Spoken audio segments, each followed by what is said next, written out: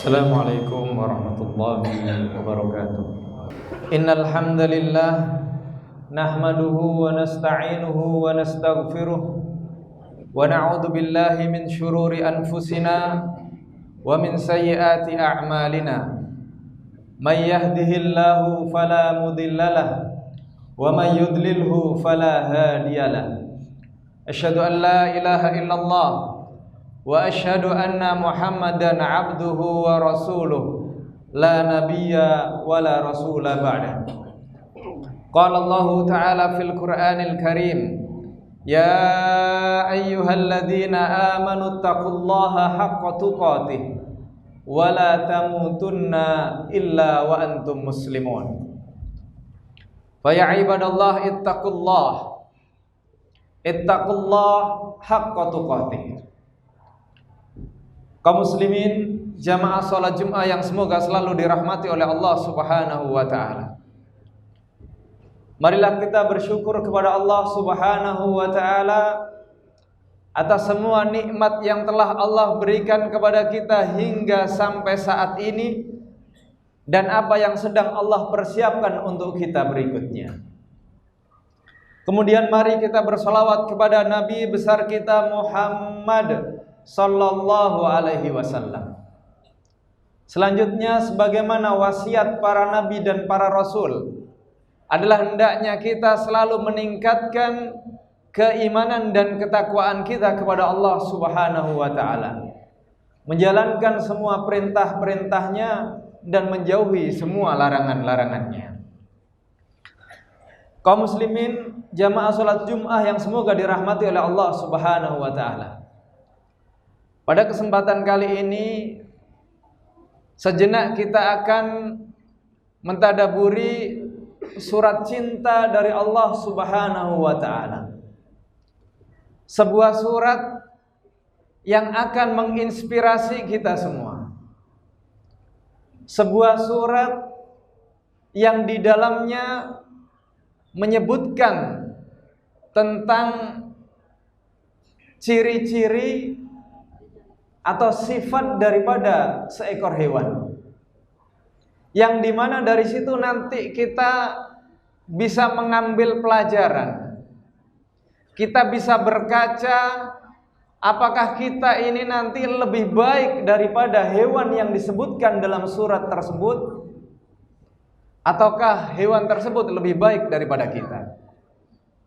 Surat tersebut adalah surat Al-Adiyat. Surat Al-Adiyat ini berarti kuda perang yang berlari dengan kencang. Surat Al-Adiyat adalah surat yang ke-100 yang terdiri dari 11 ayat. Allah Subhanahu wa taala berfirman, wal 'adiyati dhabha. Demi kuda perang yang berlari dengan kencang sampai mengeluarkan suara. Kudanya berlari sampai terengah-engah. Fal muriyati qadha.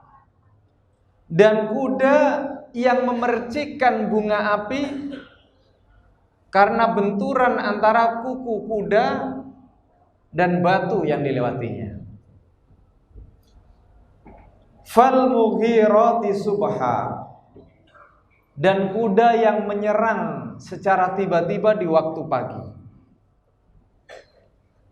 Jadi untuk melancarkan serangan dalam peperangan, terutama ketika menggunakan kuda, maka waktu yang terbaik adalah waktu pagi. Karena di saat musuh sedang lalai, musuh dalam keadaan belum siap. Fa'atharna bihi naq'a. Sehingga menerbangkan debu-debu.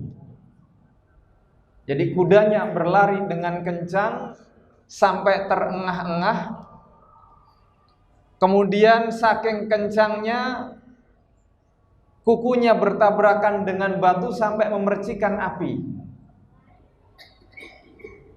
Kemudian kuda ini menyerang di waktu subuh dan menebarkan debu-debu.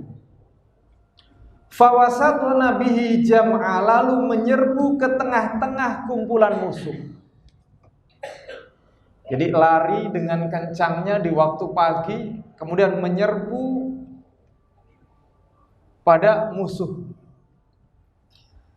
Ma'asyiral muslimin rahimakumullah. Ketika Allah Subhanahu wa taala bersumpah dengan nama makhluknya, maka pasti makhluk itu sangat luar biasa. Makhluk itu sangat spesial. Dan di ayat ini Allah bersumpah atas nama kuda. Karena kuda adalah hewan yang sangat berani. Semakin berani penunggangnya, maka kuda ini akan semakin berani. Kalau penunggang kuda ini takut, maka kuda ini akan takut. Dan kuda ini sangat cocok untuk jihad, untuk berperang di jalan Allah Subhanahu wa taala. Karena dia sangat gesit, bisa belok secara langsung atau bisa mundur dan berani menyerang musuh-musuhnya. Lantas apa hubungannya dengan kita di sini? Maka di sini perlu kita ketahui bahwa kuda adalah hewan yang sangat taat kepada tuannya. Padahal tuannya hanya memberinya makanan rumput, hanya memberinya minuman air, kemudian hanya memberinya tempat tinggal yang mungkin beralaskan semen, beralaskan kayu, atau beralaskan rumput. Namun meskipun demikian, ternyata kuda ini sangat taat, sangat nurut sama tuannya.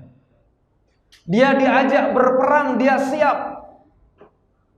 Dia diajak menyerang musuh yang di sana sedang menggunakan panah, menggunakan pedang, namun kuda ini tidak pernah takut. Dia akan siap taat kepada tuannya meskipun harus terjun ke medan perang sekaligus. Disinilah kemudian Allah melanjutkan firman-Nya setelah Allah bersumpah demi kuda tersebut. Allah jelaskan, innal insana li rabbihi lakanud. Kata Allah, sungguh manusia itu sangat ingkar kepada Tuhannya. Jadi kalau kuda yang hanya dikasih rumput, dikasih minum, dan dikasih tempat seadanya, dia sangat taat kepada tuannya. Namun ternyata kata Allah Subhanahu wa taala, manusia itu yang sudah Allah kasih segala-galanya, kok ternyata li rabbihi lakanud, sangat ingkar kepada Tuhannya. Jadi kita bisa bandingkan mana yang lebih bagus, kuda atau kita. Kuda hanya dikasih rumput, dikasih air minum, dikasih tempat yang kecil, namun dia sangat taat, sangat nurut kepada tuannya. Sedangkan manusia Allah kasih makanan, lauknya, sayur mayurnya, kadang makan daging, kadang makan ayam, kadang ikan. Minumnya kadang minum kopi, minum jus, minum susu, minum teh, air. Belum lagi cemilan-cemilannya.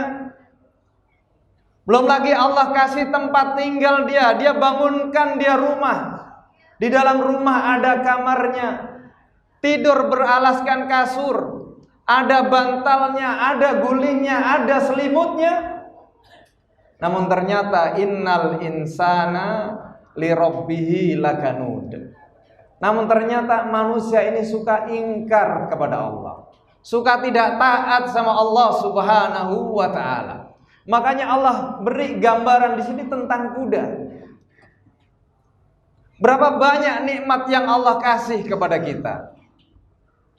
Ada yang mahasiswa Allah kasih beasiswa, kasih tempat belajar, Allah hadirkan dosen-dosennya untuk mengajar mereka. Allah siapkan fasilitas gedungnya, Allah siapkan bukunya. Tugasnya hanya belajar. Namun ternyata kemudian ada yang bermalas-malasan dalam belajar. Ini berarti dia tidak taat sama Tuhannya. Ada jamaah yang kemudian sudah tahu diwajibkan baginya untuk sholat 5 waktu, diperintahkan untuk jamaah ke masjid, ternyata datangnya hanya di hari Jumat saja, itu pun terlambat. Ada yang kemudian tidak sholat. Ini semua adalah orang-orang yang innal insana li rabbihi lakanud. Orang-orang yang ingkar kepada Allah Subhanahu wa taala, mengingkari nikmat Allah Subhanahu wa taala, tidak taat kepada Tuhannya. Hadirin yang dirahmati oleh Allah Subhanahu wa taala, oleh karena itu ketika kita melihat kuda tadi, dia siap terjun untuk perang. Dia siap terjun ke tempat yang berbahaya, yang penting dia bisa taat sama tuannya. Kita diperintahkan untuk belajar, kita diperintahkan untuk sholat di masjid yang penuh AC, udaranya sejuk, karpetnya tebal. Namun ternyata masih banyak sekali alasan-alasan yang kita keluarkan untuk tidak melaksanakan perintah Allah Subhanahu wa ta'ala. Belum lagi perintah-perintah yang lainnya. Kemudian Allah Subhanahu wa ta'ala melanjutkan firman-Nya, wa innahu ala dzalika lasyahid. Dan sesungguhnya manusia itu menyaksikan dan mengakui keingkarannya. Jadi orang-orang yang tadinya tidak mau taat kepada Allah Subhanahu wa ta'ala itu bukan karena tidak tahu. Allah katakan bahwasanya wa innahu ala dzalika lasyahid, sesungguhnya dia manusia itu menyaksikan, dia tahu, dia sadar tentang apa yang diperintahkan oleh Allah Subhanahu wa ta'ala. Namun berbagai macam alasan tadilah yang kemudian dia tidak mau atau enggan melaksanakannya. Makanya Allah melanjutkan firman-Nya, wa innahu ala dzalika lasyahid wa innahu lihubbil khairi lasyadid. Kenapa itu semua terjadi? Karena wa innahu lihubbil khairi lasyadid. Karena sesungguhnya cintanya kepada harta benda itulah yang berlebihan. Orang tidak mau jamaah ke masjid, dia lebih suka jagain dagangannya karena berharap ada orang yang beli dan dia mendapatkan untung. Orang tidak mau berjamaah di masjid karena dia mencintai harta bendanya, mencintai keluarganya, lebih asik bermain dengan keluarganya di rumah. Lebih baik melanjutkan aktivitasnya daripada kemudian mendatangi masjid atau rumah Allah Subhanahu wa ta'ala. Diperintahkan untuk mengaji, banyak sekali alasan kemudian yang dia ucapkan agar tidak mengaji. Alasan tidak punya uang, alasan sibuk, atau alasan-alasan yang lainnya. Ini karena Allah katakan wa innahu lihubbil khairi lasyadid, itu karena cintanya kepada harta benda itu sangat berlebihan. Kemudian lanjutkan daripada ayat tersebut, afala ya'lamu idza bu'thira ma fil kubur. Maka tidaklah dia mengetahui apabila apa yang ada di dalam kubur dikeluarkan. Jadi sibuk mencari harta, sibuk lebih mementingkan urusan dunianya daripada urusan akhiratnya. Sampai datang kematian, maka begitu semua orang-orang dibangkitkan dan diminta pertanggungjawaban kepada Allah Subhanahu wa taala, maka disitulah kemudian nanti dia akan tahu. Maka di situ kemudian dia akan tahu bahwasanya apa yang diperjuangkan selama ini ternyata salah. Oleh karena itu hadirin yang dirahmati oleh Allah Subhanahu wa taala, maka di akhir ayat atau sebelum akhir Allah menjelaskan firman-Nya, wa hussila ma fis sudur, dan apa yang tersimpan di dalam dada ini akan dilahirkan. Kita benci, kita punya alasan macam-macam, itu semuanya nanti akan kemudian diketahui oleh Allah Subhanahu wa taala, dan waktu itu sudah tidak berguna lagi.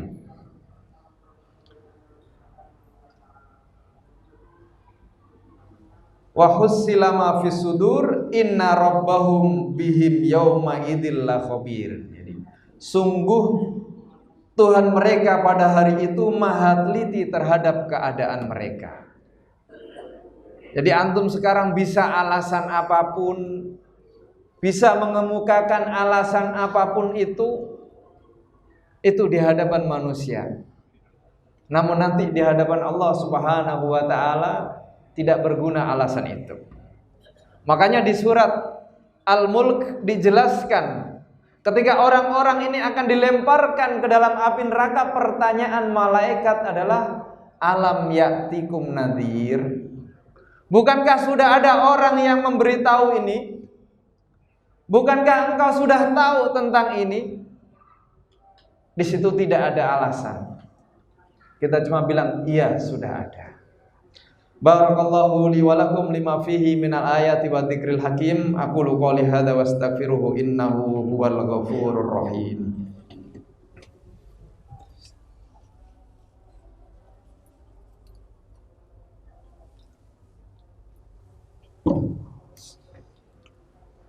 Alhamdulillahi wa kafa wa salatu wassalam ala nabiyil mustafa wa ala alihi wa sahbihi ahla sidqi wal wafa, amma ba'd.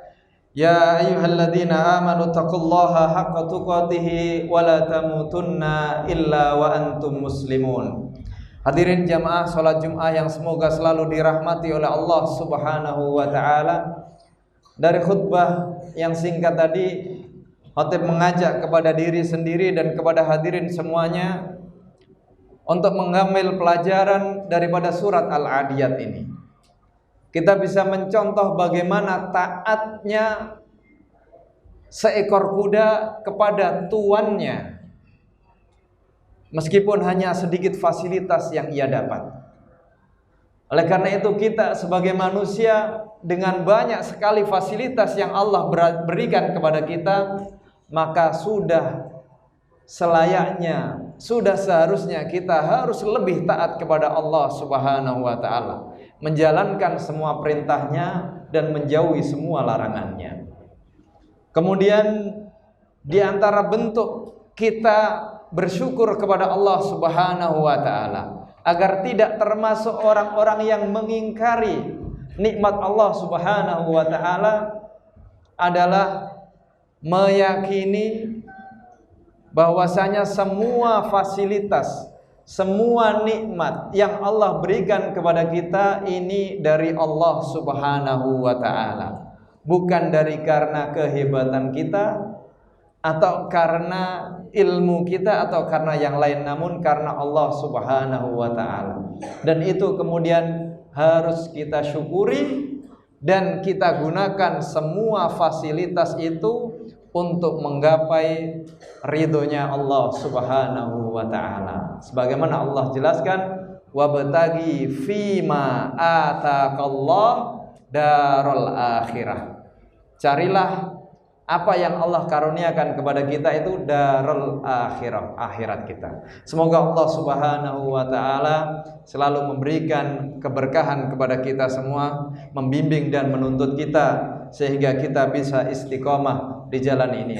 Ibadallah, innallaha wa malaikatahu yusholluna 'alan nabi ya ayyuhalladzina amanu sallu alaihi wa sallimu taslima. Allahumma ighfir lil muslimina wal muslimat wal mu'minina wal mu'minat al ahya'u minhum wal amwat. Allahumma inna nas'aluka salamatan fid din wa afiyatan fil jasad wa ziyadatan fil ilmi wa barakatan fil rizqi wa taubatan qabla al maut wa rahmatan 'indal maut wa maghfiratan ba'dal maut. Rabbana ighfir lana wa liwalidina warhamhuma kama rabbayana shighara. Rabbana atina fid dunya hasanah wa fil akhirati hasanah wa qina adzabannar.